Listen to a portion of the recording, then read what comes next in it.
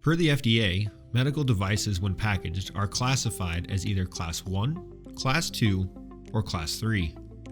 According to the FDA Center for Devices and Radiological Health, the classifications are based primarily on the risk the medical device poses.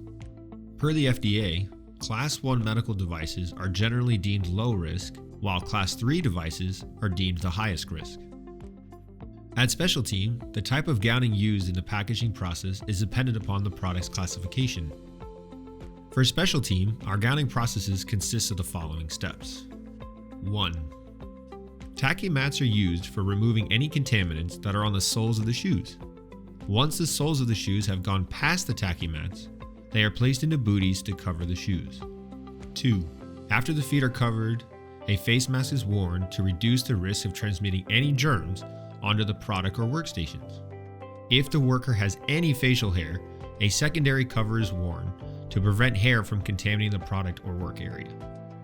3. After all masks are donned, a bouffant cap is put on to contain hair from moving. 4. If processing a Class II or Class III device, a hood will be worn to keep the mask and the bouffant cap in place. A hood would be worn in conjunction with coveralls. 5.